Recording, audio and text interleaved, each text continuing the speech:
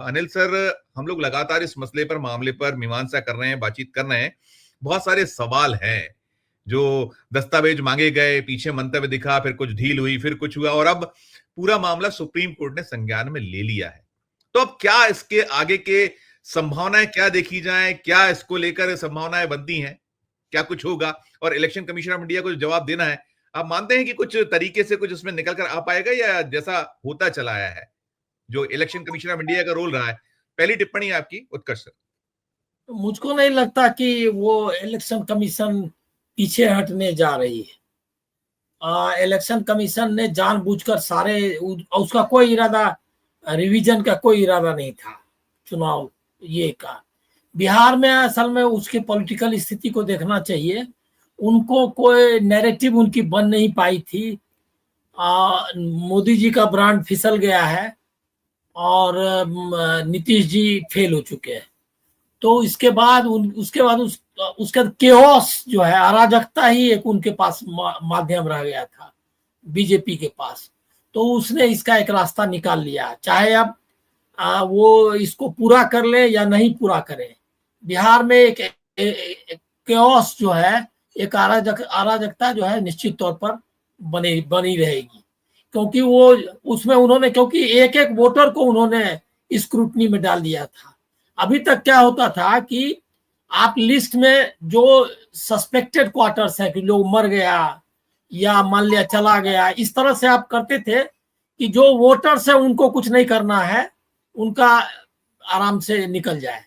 लेकिन इस बार एक एक वोटर्स को अपनी नागरिकता का सबूत देना, ये चुनावी इतिहास में, देश के चुनावी इतिहास में पहली बार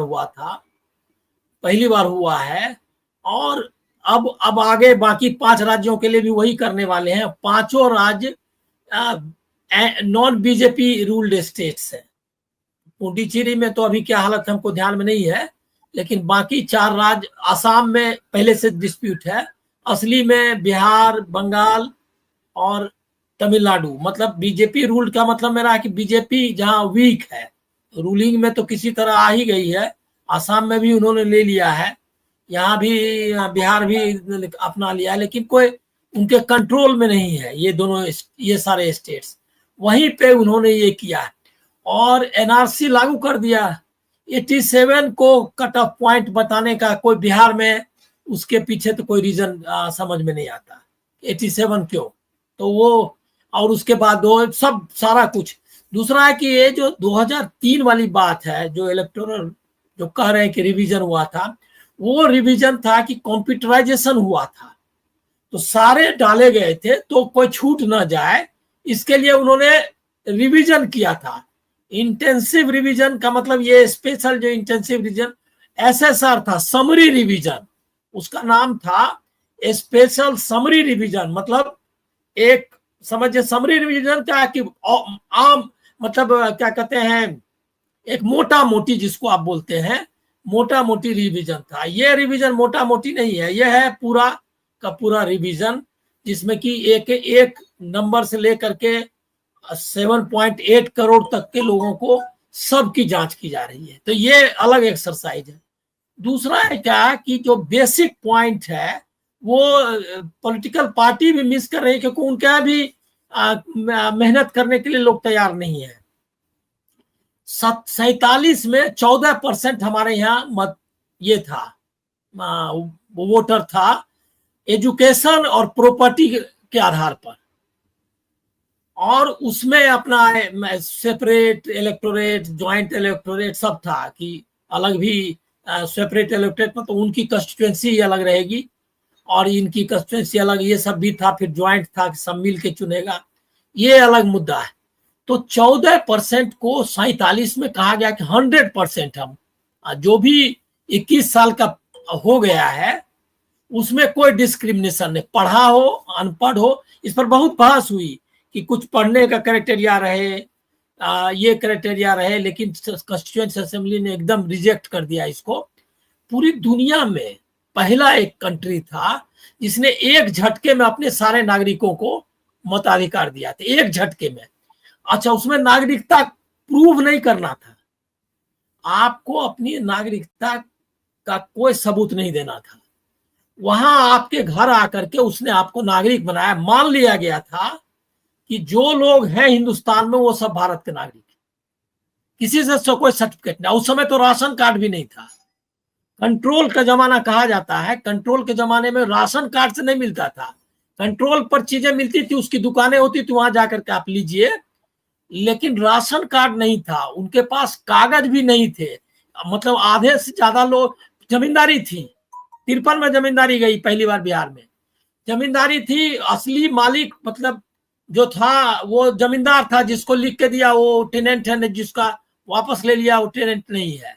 वही टैक्स देता था, जमींदार टैक्स देता था ब्रिटिश इंडिया को, और ये जो है जो बाकी लोग थे वो जमींदार को टैक्स देते थे।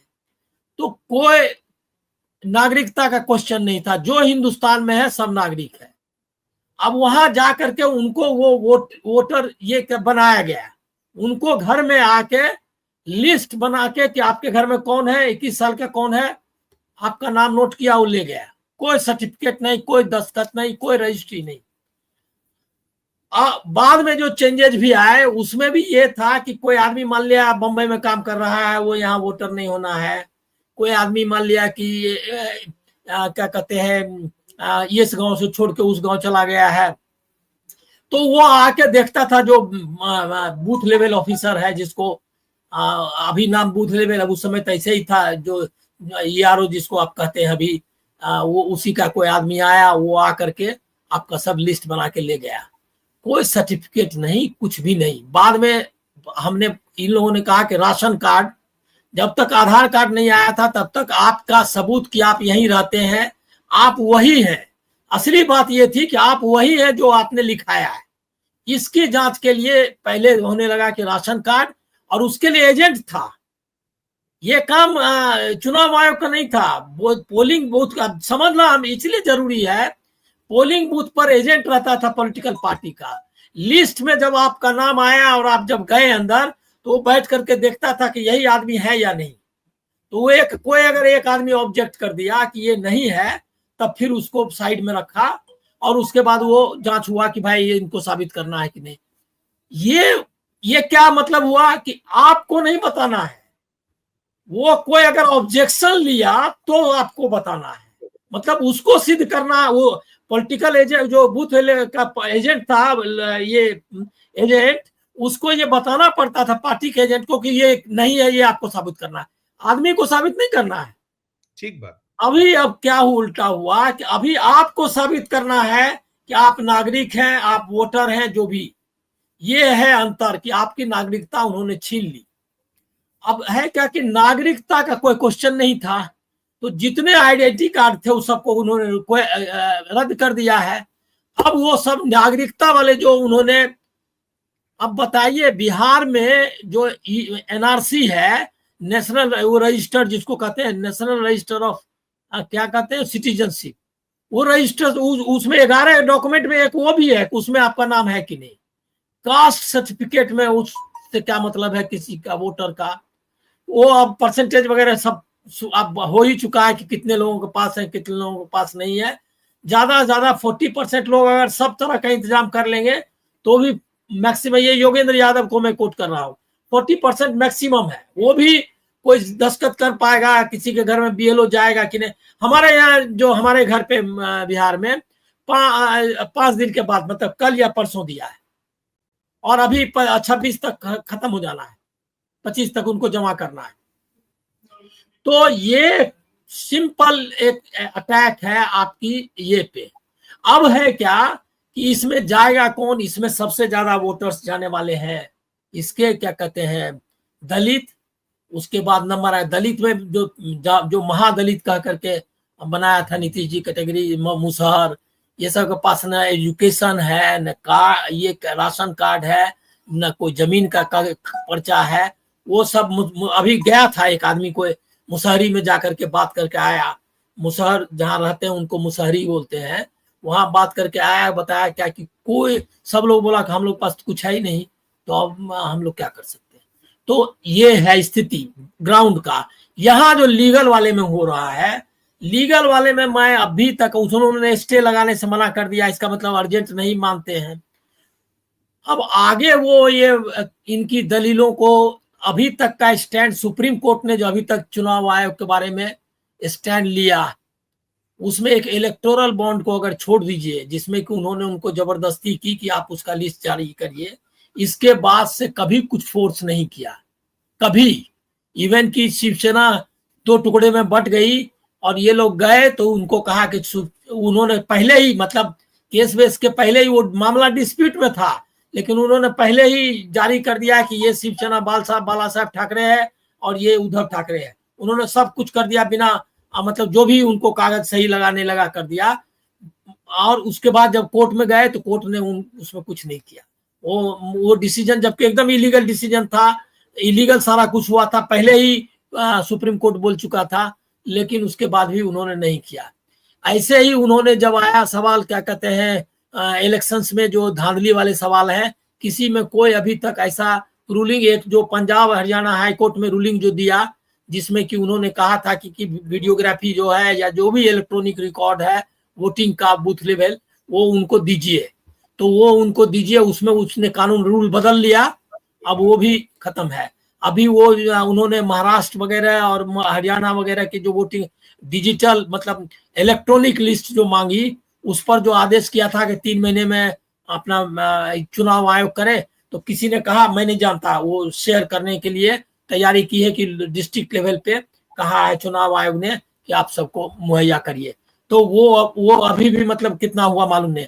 दूसरा है कि सुप्रीम कोर्ट ने खुद कहा था कि आपने कैसे इलेक्शन कमिश्नर बहाल कर लिए, अरुण गोयल या क्या नाम था, उसके समय में बीच में जो कि मामला लंबित था, उन्होंने एक इलेक्शन कमिश्नर बहाल कर लिया। तो सुप्रीम कोर्ट ने कहा कि आपने ऐसे कैसे बहाल कर लिया। उसके बाद लेकिन जजमेंट जब दिया तो उसमें उसको रद्द नहीं किया, वो बने रह गए। उसके बाद ये भी जब मामला आया कि फॉल्टी है अपॉइंटमेंट का सिस्टम, एक सीजेआई रहना चाहिए, एक प्रधानमंत्री और दूसरा विपक्ष का नेता, उसको उन्होंने बदल लिया। सुप्रीम कोर्ट ने उस पर अभी तक कुछ नहीं किया।